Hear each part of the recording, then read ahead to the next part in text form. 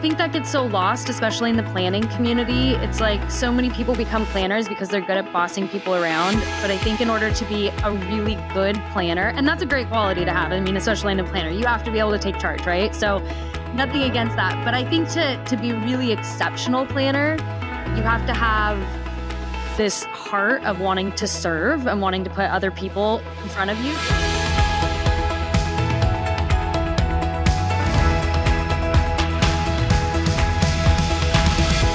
Hey, everybody. Thank you and welcome to another episode of the Business of Luxury Weddings podcast. Today, we have Manda Worthington from Mae&Co Creative. They are a destination event planning company, go all over the world. Manda, tell us a little bit about your company. Tell us about your team. What do you guys do? So we are a destination-based luxury event planning company. We have a super intimate team of roughly 4 to 7 people, depending on the event. And really, I mean, I say destination-based because we literally work all over the world on really high-end branding events, and weddings are a specialty and like anything within that realm. So that's pretty much what we do in a nutshell. Our team is awesome. You asked about our team, and they are all incredible. How long have you guys been doing this? 9 years. 9 years. As a team, or did you just started with just you and... Yeah, it started as just me. Yeah, I definitely started from nothing. I didn't have any friends or family who, were in the events industry. I came from a background of service, and I was in management for like 10 years. And honestly, have always kind of had a very like entrepreneurial spirit, like as a base. No matter what, I was like, what if I started a business doing this? What if I did this? What if I did this? And, I had done a couple things and they just didn't really they didn't feel right. And I helped a friend of a friend out with their wedding, which I think is like a pretty common story for a lot of wedding planners. But I helped a friend of a friend and fell in love with it, and was driving home that evening talking to my partner, and I was like, this is what I have to do for the rest of my life. So from there, I started my business and built it from the ground up. And now we have a team, like a really incredible, solid team. And but I'm still the lead on literally everything. I'm still a huge part of my business. Well, I'm curious. I was wondering, kind of going off script already. You said you've always had this entrepreneurial spirit. What does that mean? What does that look like from in your business now? Yeah. Does that mean you take bigger risks? Does that mean what does that mean? I think what it means is that I think a lot of people, when they get into the wedding industry, it's a lot of the time, or any creative industry, it's based on the art of it. Like, I like to create, or I like to design. I like to take photos. I like to do video. And for me, my base was I love to figure out how to start a business. I love putting together my systems. I love putting together my workflows. I love hiring. I love training. I love managing. I love creating a culture for my business. I love marketing. I'm obsessed with marketing and sales strategy and sales psychology. So I think when I say entrepreneurial spirit, that's kind of what I mean is I'll talk to someone for 10 minutes and I'll be like, this is how we need to start a business for you. This is how you're going to make $1 million.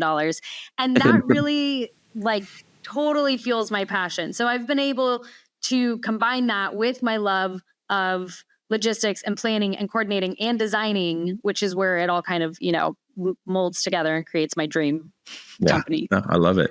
Yeah, I wanted to ask you about the design a little bit, because looking at your work, there's a very clear look, a very clear design aesthetic, right? So where does that come from? I mean, listening to your background, I'm like, where does that come from? I know. Where is it? It is a little bit of a conundrum. I think, most people are either primarily left brain or right brain. And I really think that I'm kind of right down the middle. I mean, in all fairness, I didn't grow up I didn't grow up with some crazy fashion sense. I was kind of a tomboy. And so it's not styling. I just kind of always had an eye for it. When I was a kid, I used to I used to like set up a tent in my front yard, like a camping tent. And then I used to take all of my items from my bedroom and I used to organize my tent so that it like looked really nice in certain organized piles. I love this. So there's just certain things, you know, or decorating my house or my apartment or whatever it is. I've just kind of always had the eye for it. And I love creating with my hands. And I am a naturally very creative person. I just happen to have this other like very, you know, logistics driven passion.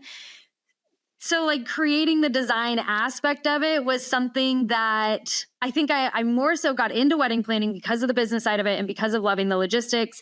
And naturally, I was really good at the design side of it. And so that sort of started snowballing. And then I realized, oh, this is almost like my niche. Like this is what I love doing. But I think they're both the same. You know, for years, I thought of it the same, like struggling artist brain, business brain. Yuck, two different things. And in this collaboration, I learned the opposite with James. Like the business is incredibly creative, far more creative. Right. You know, than the actual photography side. And so you're a creative. You're not a follower, you're a creative. You push into things. You don't go, oh no. You're just like, well, why not? I'm going to try this. I'm going to try that. I'm going to do this. I'm going to do that. Fail, win. Ooh, nice. Something. Yes. Off I go. You know? Yes. I think that's such a good point. You know, Johnny always says that about me too. He's like, you're just not afraid to fail. Like you're not dumb about the potential of maybe failing at some point. But the fact that I'm able to look at things and weigh pros and cons and look at really the logistical side of things. Like what are my chances of this working? And then just dive into it and know almost delusionally that it will work has really, you know, gotten me to where I am. So something's working out for sure.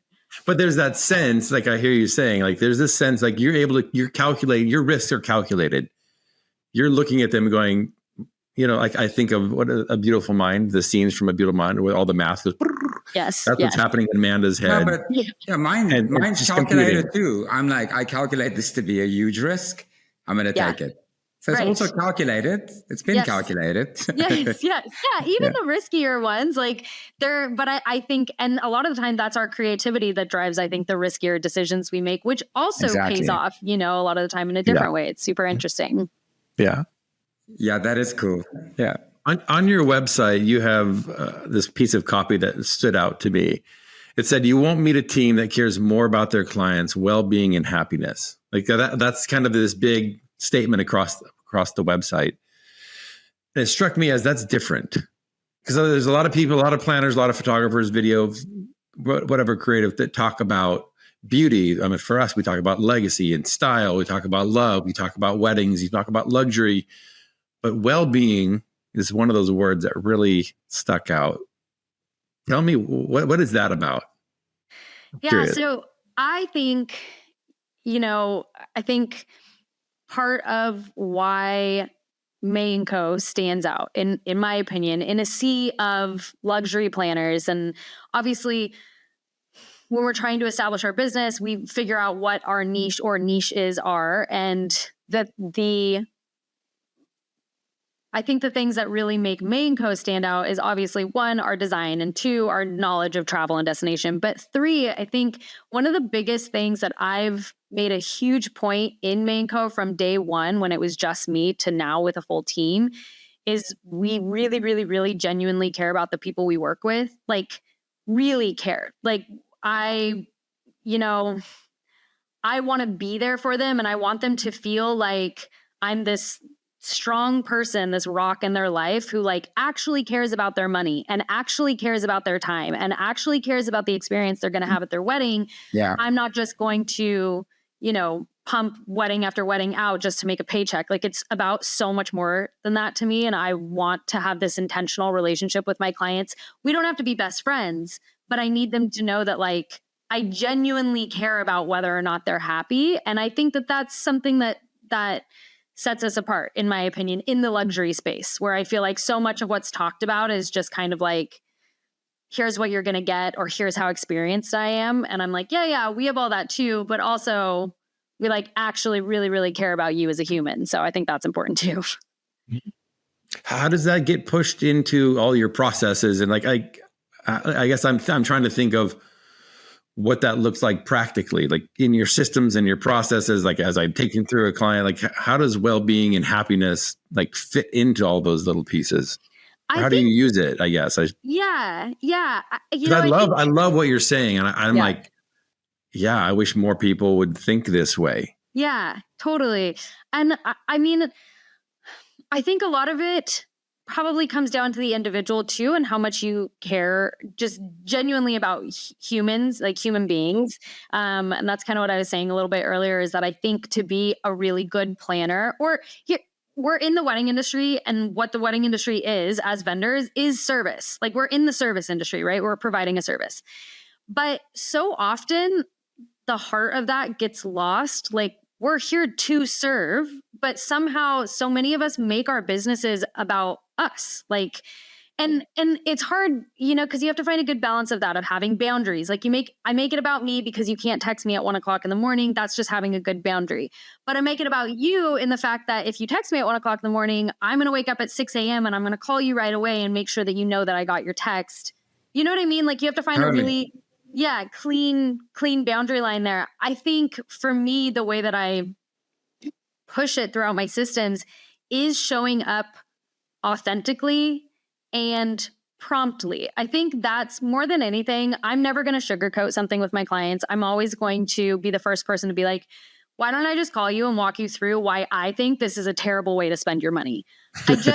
I'm going to treat my clients like they are my sister or my brother who's getting married, and I want the best for them. And so I don't think it's something that I can like put in a workflow. I think it just has to be something that I like feel and then portray to my clients. Yeah. And then I assume like who you hire as part of your team becomes really important, right? Because you're more hiring personality or person over a task doer. You're going to get the task done, but that's a certain kind of person, isn't it? Yeah, I was just talking to someone about this yesterday, as far as, like the different types of people that you bring on, whether you bring on like a workhorse, someone who's really good at just getting stuff done, and then you bring on someone for personality, and or someone who's going to be a survey. It's so, even our planners, I would say half of them have a really good sense of this needs to get done, and here's how it needs to get done and when it needs to get done. And then half of them are like, I'm going to party with you and take shots with you and make sure that if there's a puddle, I put my jacket there for you. Yeah. And then I just have to pair them together, appropriately depending on the client and such. So yeah, I definitely make sure to keep it as a part of our culture. I would never bring someone onto my team that thought, that their needs came before our clients' needs when it came to getting the job done. Yeah, I can imagine that's critical. For you wanting to produce something that feels like them, you need a team that has that intuition as well. Otherwise, stepping on toes, right? Exactly. Yeah, which can be really difficult. I mean, because really you have to have like knowledge of being in service, right? Of course. Yeah. So it's pretty interesting, especially I think in the planner's realm. Yeah. So Manda, so clearly you're a doer. So what's the plan here? What's the vision? Like, what do you want?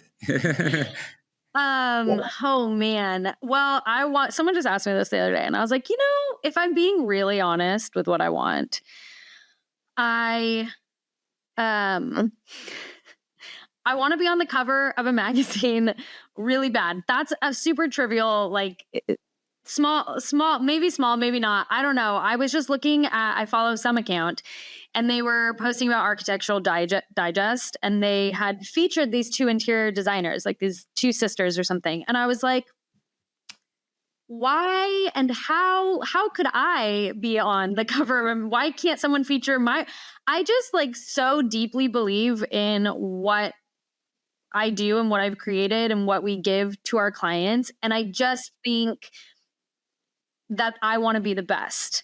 I don't want to be, and not in a sense of like, I want to be better than everyone else. I just want to be the best. I want to be on the cover of a magazine. I want to be making multi-7 figures a year. I want to also provide other people who, a lot of people get into the wedding industry with kind of, like I said, for the idea of art, and then they have no idea how to run their business. and they have no idea that they could be making $1 million a year if they do it right and work hard enough. And so I also want to be able to provide that, which is why, I've started all of my education, is because I want to also pour back into the community and save all the people who in their first 3 years were like, am I doing this right? Or 5 years? Or we're still asking those questions, right? Yeah. Maybe not you guys. No, I love the honesty of that answer so much. Like straight up, I want to be on the cover of a magazine. I wasn't seeing that one coming. Like, thanks for asking. I would like to be on the cover of Vogue. To be honest, no, legitimately, that's a dream. No, I get it. Yeah. And not because I don't even need it to be me. I just want Mae&Co to be featured on the cover of Vogue. I want all the best things that could possibly happen for a wedding planner. That's what I want for our team. Yeah, I love that. Just the mindset. Maybe it's like athlete in my head going, I love that goal being set. And it's big. And you're like, that's what I want. I'm going to go get it. And now you're going to have to make it happen because it's not going to happen for you. And you know this. Yes. And I like you. It was almost like you're calling it out. You're saying, and I'm like, all right, I'll cheer for that. I like that. That's really. I think something that holds people back so often is that they think those goals are too lofty, and then they tell themselves they can't get there. And so then they put it out of their head because the thought of failing at that is way scarier than trying for it. Right. So I think I feel like every coaching call I ever do, I'm like, stop holding yourself back. If you want something, just keep wanting it. And if you don't get there, it's not a big deal. Like, you're allowed to fail, but you wanting something and going after it is way more impressive than you just writing it off because you think you'll never get there. That's no one's going to get anywhere that way. Yeah. And you know what? You can be that motivated, that goal driven as you are. We're like that as well. It doesn't have to come at the expense of everybody else. It doesn't have to be like my rugby mindset, like destroy the other guy. It doesn't have to be like this in our industry, because for the most part, if you just work at a certain intensity and you keep it up, eventually you'll win out. Somehow. Yes. It's called, it's tenacity, right? Yeah, tenacity, yes. Consistency. And I was just saying that the other day where I was like, if you are genuinely consistent with whatever you wanted to get at, and you put a plan in place and you just came at it every single day, just like you would if you worked a 9 to 5 or whatever, you show up every day because you want money in your 401k account, you want to retire or something.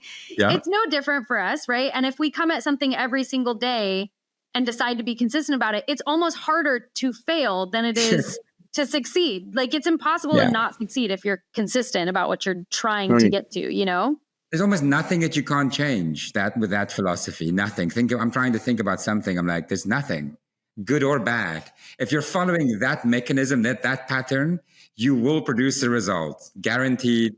It's debt or it's it's either way.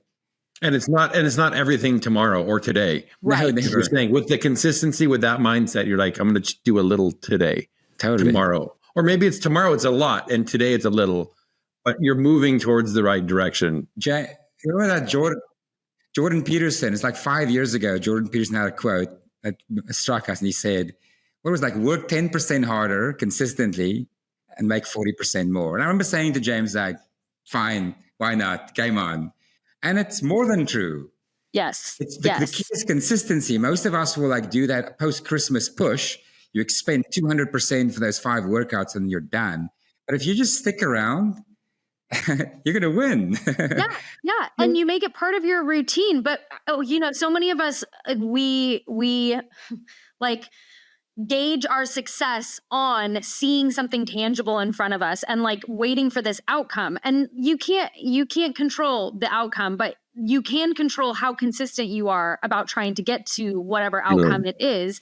And so, to that point, and to James's point, it's never going to happen overnight. And you have to get that out of your head. It's just not. And does it happen faster for some people than it does for other people? Yes, absolutely. Can we make excuses all day long for them? Yes, absolutely. But also, if you stay consistent and you're still doing the same thing in 10 years, it's literally impossible for you to not succeed. Yeah.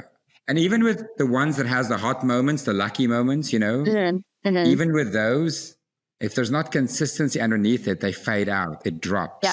Yes. And quality. You can get a boost. Once you get that cover on Vogue or whatever, wherever that'll be, once you get it, it will be a boost. It will have an effect, but it won't be enough. It'll still be you underneath it, churning, or your system, the AI, actually. Yes, exactly. Why you? If you'll allow me to get, like, I dig into your brain a little bit more. I mean, that's what the podcast is, I guess. Good. But Great. you're saying, let's say you have this wild idea that turns into a goal. I want to be on a cover of a magazine, and that and you thought about it enough that it's now a goal. In your head, what's step number 2? What's the next thing that you're going to, like, crazy idea turns into a goal. Mm-hmm. Now what? Like, I'm just curious for somebody who is like, I want to be on a magazine too, or I'm not in luxury, but I want to be in luxury. I want to have my first $1 million wedding. Yeah. Whatever the goal is, like in your, like, how do you start laying that out? In my opinion, from like a marketing standpoint, or just, I think you just have to, you have to get in front of everyone. This was like always my number from the very beginning. I was like, if you can't turn a corner without seeing Mae&Co, I'm doing something right. And I don't care if it's annoying, and I don't care if it's, I'm going to come out with quality work. So hopefully you enjoy seeing what you're seeing from Mae&Co. But ideally, every person knows who I am. And therefore, by the time I get around to Vogue or I submit something or something, they're like, oh yeah, we've heard about you. We're so interested in who you are, I think, and that plays in so much to the luxury market as well, because as you guys know, so much of the luxury market is knowing the right people, connecting with the right people. And a lot of it is all referrals, right? And so that goes into, just like if you were marketing for a digital product, marketing your business to the luxury space, you have got to get in front of as many people as you can. You have to network, and you have to get out there, and you have to create excellent content, and then push that content and try to get that featured. So I would say, like, that's because, and you have to put it all into perspective, it was my goal to be featured in Vogue. Like year 3, I don't even know what I was doing. I was still doing like day of coordinating, and I was like, this is my ultimate goal. Yeah. Well, it's taken a long time, and then my business has changed, like altered so much in the last however many years, and now I'm at this place where I run 4 businesses, and I'm only doing 5 weddings a year because that's what works for me and that's what works for my clients, so on and so forth. So now I only have 5 chances a year to get in Vogue, so that adjusts everything too. But I still feel like every single step I take is a step I'm taking closer to Vogue. If every single thing I look at is, okay, well, every, publication that I get into, every vendor that I work with is a potential to work with a vendor who's also been in front of Vogue, and then I get in front of Vogue, so it's like, that's the way. Yeah. Just putting yourself out there, like, as much as possible. You can't hide and expect, no. Greatness. And that's such great advice, because that's the only way to do it, to layer it on over time, slowly. Everybody wants like a quick little, how did you lose the weight? Like, tell me how. I'm like, well, how many years do you have? Because that's how it goes. I love this. I love it. That is what it's going to take. Everybody. Yes, exactly. Yeah, years. I mean, years. But in the grand scheme of things, and I think I really came to this realization when I hit like 31, where I was like, oh no, I'm only 31. Where I was like climbing to like get to this, monumental moment. And then I realized, what am I going to do when I get there? I hit 31, and then I was like, well, shoot, if I get there by 35, then what? So then I had to start making these other plans of like, okay, first off, it's not a race. It's okay if you're 35 by the time you get into Vogue. It's okay. It's not a race, and what are you going to do after that? And so then you have to so I think also taking all that into perspective, if you're in the wedding industry and that's the career that you want to create for yourself, then put in the time, stop looking for overnight results, because exactly. that's just not what's going to happen. Exactly. Yeah. And I hear you saying, like, you can't do it on your own. Like, you have to tap into the resources, whether those are people or marketing strategies or whatever it is. Like, go find it. Go find the people that can lift you up and make that connection, build those relationships. Because on your own, you're still just, James in Idaho. Like, hey, what about me? Right? Without influence, without other people, that's all you have. That's so true, though. Yeah. So true. Yep. So Even many, connecting with other people. Yeah. yeah. So many incredibly talented people sitting at home with that. Like, why is it not working? You know, Yeah. I'm so good. You look at your work, you're like, it's so good. I'm like, yeah, but nobody knows. Right. And nobody cares until you make them care. Right. Even once you show them, you know, you show them, that's not enough. They still might not care. Most of them still don't care. But if you keep coming, like you said, eventually the fish goes from like this big to this big to that big. And now you have branding. Yes. We just hear branding. We're like, new website, new logo. Like that. Yeah. I feel like there's some of the most incredible people in the industry with stunning work, who I'm like, you should easily be at the top. And they're not, because they're not putting themselves out there. They're not connecting with people. They're not networking with people. They're not taking time to focus on their marketing and how they're going to show their work and who they're going to submit it to. I mean, all those things come into play. And to your point, like, you can have the most incredible work and the most incredible personality and the best system set up, but if you're not enough. Yeah, it's not enough. If you're not trying to make sure people are seeing that, whatever you have to do to make that happen, whether it's networking or, whatever it is, then you can only go so far just being in your little bubble forever. No, totally. Because if you want to just play at the local club basketball, no problem. Do whatever, it doesn't matter. You want to go for the NBA, different equation. You want to be top of the wedding industry? No, in that space, you want to play there, Vogue covers and $1 million beyond budgets, like, yeah, okay. It's doable. Yeah, it's doable. It just takes time and takes work and getting your name out there, And I still feel like there are so many people who have no idea who Mae&Co is. And that's partially, I look at that. If I had to change one thing when I started, because I'm a very much like, I get a goal in my mind and I put my blinders on and I refuse to look at how anyone else is doing it. I don't want the outside influence. I don't want to get stressed over like, this person did this, and so now I'm comparing myself. I don't want any of that. I just want my own. I want my own ambition and motivation to be pushing me forward. So when I started the industry, I didn't follow other planners. I didn't even follow hardly anyone in the industry. I just kept doing what I was doing. And I was like, this, and then I got to a certain point and I really did realize, as far as I had come, right? Because I took a different avenue. I started doing styled shoots and networking that way and like trying to work with a bunch of other people. But I got to a point and I was like, I don't actually have friends in the industry who are like at the same level as I am with the jobs that I'm doing. Like, I don't have any planner friends. I don't have anyone that I can connect with and then hear what they're going through and then potentially even get that referral. I mean, even those things, we don't think you have to connect with other people in order to grow your business. And that was a hard lesson for me to learn. Yeah. Yeah. You have to.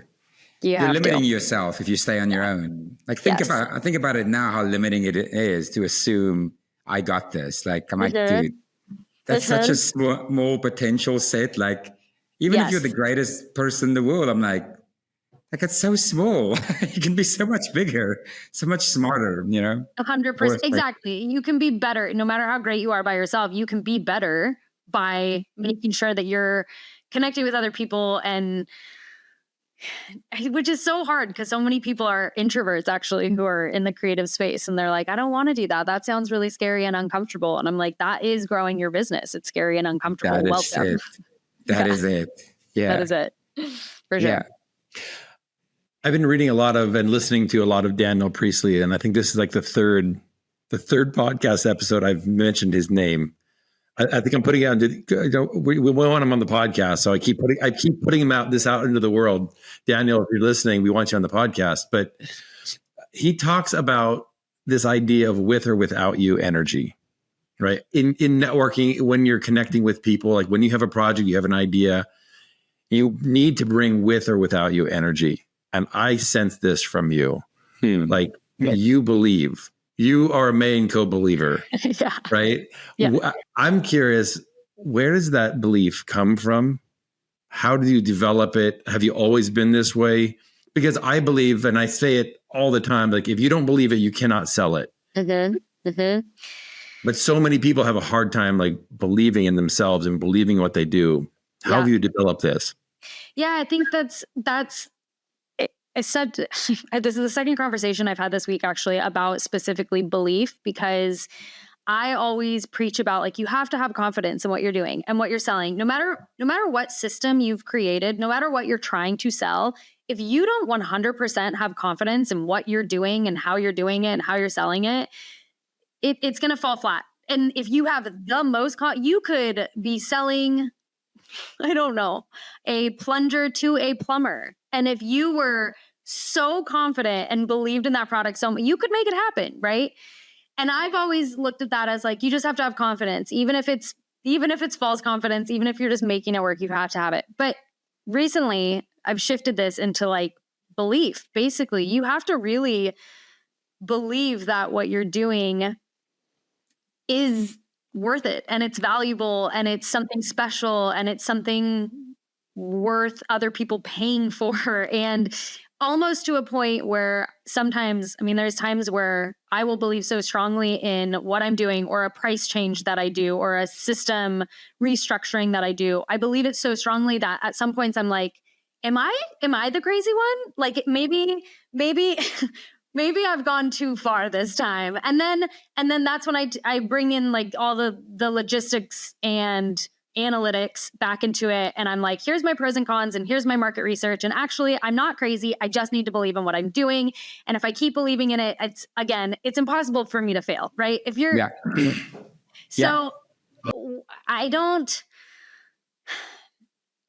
think it's a huge mindset shift that you have to be able to create. I do think that I have always had that. Yeah. So I don't, I can't give tips on like how to create it out of nothing, but I do think you can trick yourself into basically manifesting the belief in yourself and in what you're doing. But you have to every single time you think a thought that isn't serving to you or your business or your ambitions or your goals, you have to be able to shut that down and turn it into no, this is why I believe in this. I mean, I think we all have to do it. Even if we are super ambitious or goal-driven people, you still have to like shut down the negativity and turn it into something positive.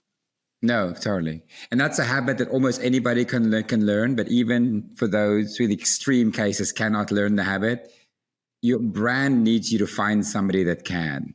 Mm-hmm. Because without that, your business will die. Like there's just, especially our business, which is so personal, it's so connected. It's all about feeling and people and family and legacy and all these things. Yeah. If you can't connect that, you're dead in the water immediately. Yeah. Yeah, 100%. And I think, part of really just like marketing 101 is figuring out what makes you stand apart. But you have to be able to find that, what makes you stand apart. Like for me, my passion in caring for people, or my passion in design, those things. And then I have to believe so strongly that that's something I bring to the table that no one else can possibly provide for this client. And that makes, that makes my sales process easier. That makes my copywriting easier because I believe in it. So yeah, I think it is something that you can definitely shift your brain waves a little bit and create that for yourself. It's just harder. Because that's almost always the first hurdle, the first block is ourselves, always, whether it's a run or it's starting a new thing or it's work. We always self-limit as like an energy conservation method, right? It's like, no, the JPEG is fine. Sky is still blue. The green's green. Don't need to look at it. You don't need to, but when you do, you're like, whoa, it's not just green. It's like grass and plants and insects and shades of it. And so if you look... Otto, it's so funny. So Otto and my wife have gotten me into running. They're like trying to convince me like, you should run. Like I used to run, like, okay, I'll run. I hate running. Yeah. So I'm like, I'm going to start running. I'm going to be a runner. I was on a run today. Listen. It sucked. And I was running and I was saying to myself, and I said it out loud, I flipping hate running. And I'm running, I'm sweating. I'm like, oh God. And I immediately just stopped myself. And I was like, there's only one direction. If that's the mindset, there's only one direction for me to go. And that is to stop running with that mindset. Uh-huh. And so I just started telling myself, well, while I'm running, every step, I love running. Yeah. I love running. I refuse to believe that running sucks and I hate running because I know it's good for me. Right. Right. I think at the end of that, I'm still not sure I love running, but I finished that run. I finished that run today. Yeah. And tomorrow is going to be different. Yes. And I'm still going to go run. Today you grew. Yes. Yeah. 100%. You did something that you didn't like doing and turned it into a positive. And I think, and actually on that note, I had to do the same. I mean, I love fitness and I love working out, but when we get really, really, really busy, we tend to look at working out like it's a chore, right? And so like, I think maybe a year or something ago, I said, you know what I'm going to stop doing? I'm going to stop telling myself I have to work out by 9 a.m. Otherwise, I'm not going to work out. And I have to stop like putting all these limits on myself where I was like, I can't work out past 5 p.m. Like, yeah, I can. I might not like it as much, but I can. And I started looking at working out like it was a reprieve from my computer work. If I'm working on my computer all day long and then at noon I get to go do a workout. Go on a nice long run. Yeah. And as much as I like hate that, I'm like, what else could I potentially be doing? How is this affecting my mental health, my emotional health? And it's all about that, like that shift, right? You take on this like big shift in your brain where you're like, I'm going to stop putting this in the category of this is why this sucks. And I'm going to put it in this category of like, this is how this is enhancing my life, or this is a reprieve from something else that maybe sucks more. And you can literally like, alter how your brain looks at that activity. Yeah. Yeah. And then once it becomes your identity, like I'm this thing. Now game over. Like you're in it. Yes. Totally. And you are a runner. Yeah. Right. Yeah. Exactly. Yeah. Congrats. Unhappy, but a runner. Yes. I'd much rather be a mountain biker, but instead of running. Well, I just don't have the time. I don't have the time to go 2 hours, 3 hours mountain biking, and that's what it's going to take. So I do that also, but okay. But it's like anything, right? I remember feeling this a few years ago as a photographer. The first time I hit that, the 10,000 hour rule. But when you hit like 20 or 30 or 40 or 50,000 in a specific skill, that reward, that competence, the confidence that comes from that feeling, it's the same mechanism it's rewarding me and stuff like this and running or in family or in a relationship. Like when you hit those things, you're like, no, I have a pattern for this. The same mechanism. Just the other day I ran like James and I hated it and I still went. So you're like, and your brain goes, oh, like this. And then you roll through the thing. And I think in business, I tell my oldest daughter, I developed a working out habit in her the last year. I just told her, I'm like, I know you don't want to be an athlete. That's not the point. You want to be a CEO. But this is part of that. This makes you better for that, man. It makes you smarter. It makes you better able to handle stress or to be stretched. It's not direct, but this is the difference makers. And she got that. So anyway, you have a lot of that about you. I appreciate that. Oh, thank you. Yeah. I think it's also the same as like, to that point, doing something, the more you do it, the more confident you are in doing it.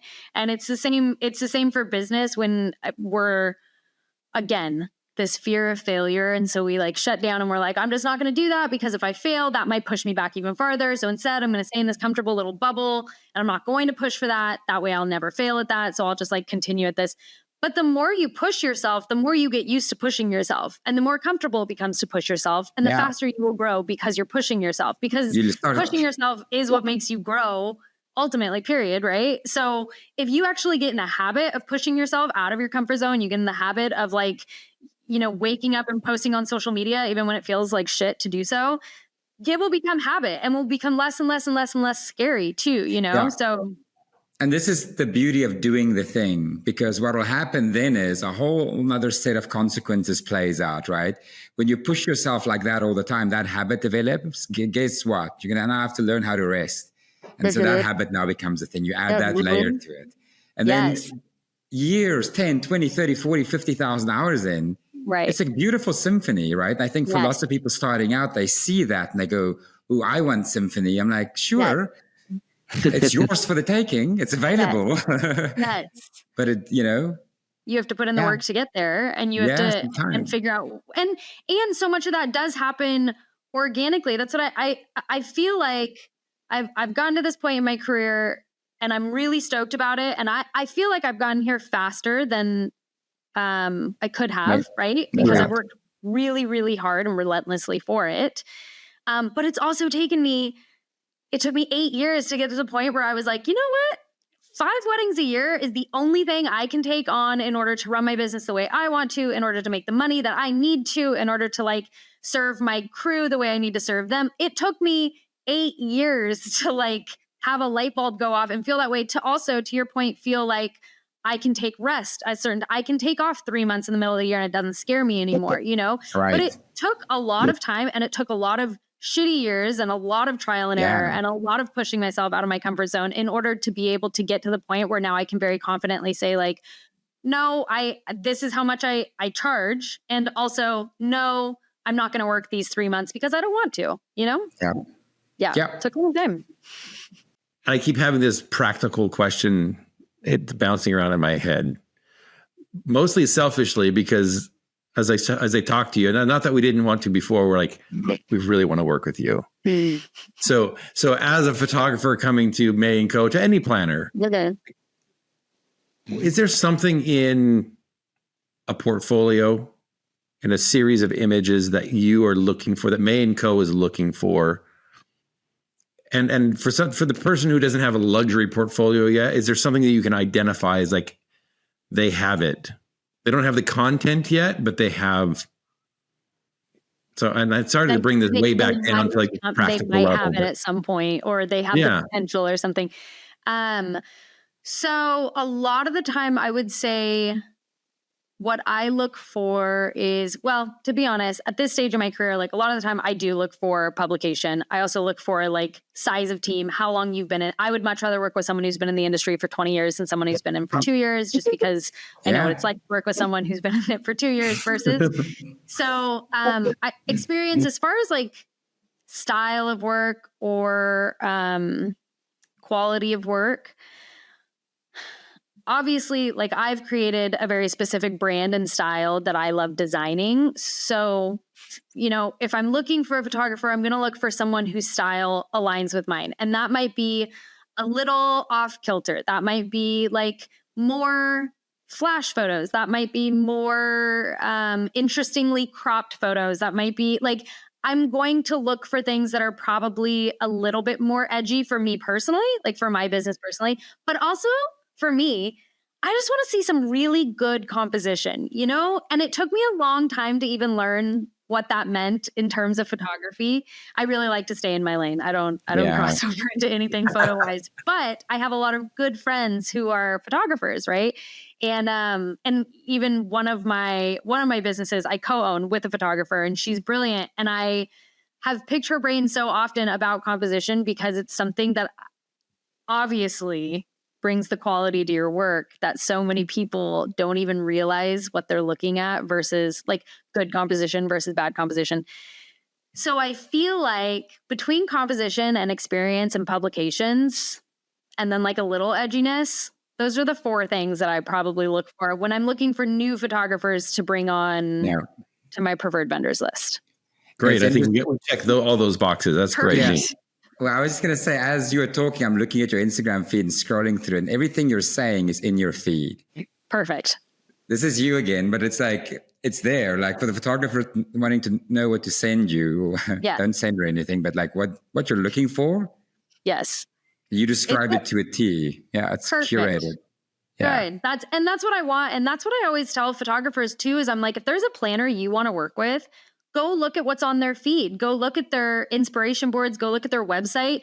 You should be able to get a pretty good feel for whether or not you're a good fit for that planner. And if you look at a planner and you're like, I feel like I love this person or I love the events they're doing, and your style doesn't align, your style is going to align with another planner. Like I know there's less planners than there are photographers, but there's planners out there who will align perfectly. And a planner will know right off the bat, if a photographer reaches out and they go look at their work, they'll know right off the bat if styles align. Yeah. So it's not hard market research to figure out if you are, on brand with a planner you want to work with. Especially not nowadays. It's all just there for you. Just take it. It's there. Exactly. Yeah, yes. And then if you're not and you still want to work that person, then go change the way you work. If you really want Right? to, that's also Adapt it, right? Like, that's how we grow. Yes, that is also a solution to that problem. If there's a planner you really want to work with and you're not getting hired on by them, change your work to make it look like the work that they clearly love, then reach back out to them. Yes, that is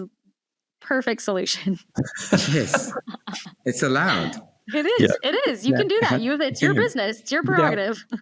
I think that circles back to, I think if you have, it takes you being able to be outside of yourself and not be self-focused and actually focus on the people in front of you, whether it's your clients or your podcast guests or whatever it is. But when you're like genuinely interested in something someone's doing, it makes everything better. Like this conversation is amazing because you guys are genuinely interested in a topic or in something that I might have an answer or whatever. We're like actually interested in talking to each other. And the same goes for your business. You have to like genuinely be interested in your clients, in who you're working for, in what you're doing, and be outside of yourself. You can't just like grow a business just based on you, you know? Yeah, right. Definitely not the service industry. No, that's one of the biggest misses right there. Mm-hmm. Yeah. It is not all about you. Yeah. That was a big change, Faz. Yeah. Yeah. Super interesting. And it moves all the, I'm going to keep going, so we should stop, but it just takes all the pressure off you. Yeah. It makes you better at it, at the job. It's fresh, new data. Yes. Direct from the person. It is more interesting than just walking around in JPEGs, just averaging everything out. Right. When you look, when you ask. Yes. People notice it. So it's good for your business. Like, yes. Why would you do it any other way? The other way sucks. Like, yes. Yeah, and man, there are so many people in the world who are so self-focused, like the majority. So if you make your business about genuinely wanting to connect and be interested and be outside of yourself, by default, that will create a niche for you. That will make you stand out because you're just, I mean, it really will. People should try it. Everyone go home today and for the next 2 weeks, don't talk about yourself. Just ask questions about, just actually be genuinely interested in whoever you're talking to, whether it's a client or a couple or whoever, and just see. I'm just curious. I think everyone should, how do people write to you? Can they email? No, everyone should write Manda. Yeah. Let me know how it goes. I have to know. No, I like that. Last question. You have lots of businesses. Do you want to promote anything here? Like tell us about education. Tell us about, we can put that in the show notes. Yeah, perfect. Yeah, sure. So I have 2 education businesses. I have one that is geared towards just wedding professionals as a whole and businesses, and specifically for planners, but totally valuable for any wedding professional who wants to basically grow a 7-figure business. And that's Mae&Co Monthly. And then my second educational business that I own with Annie Graham is for photographers specifically. It's called Immersed Education. And that's actually like 100% just a more intentional way to build a business that is different from everyone else. That's kind of our whole goal with Immersed Education. It's really beautiful, actually. Very cool. Yeah. Undoubtedly, it's exceptional. Put that in the show notes and check her out. Check out what they're offering. So, thanks, guys. Seriously, Amanda, thank you so much for joining us. So appreciate it. We had a blast. Good. Thank you for having me. This has been fun. Definitely let me know if you ever want me back. Yeah, we definitely do. Yeah, we'd love that. Next month. Perfect.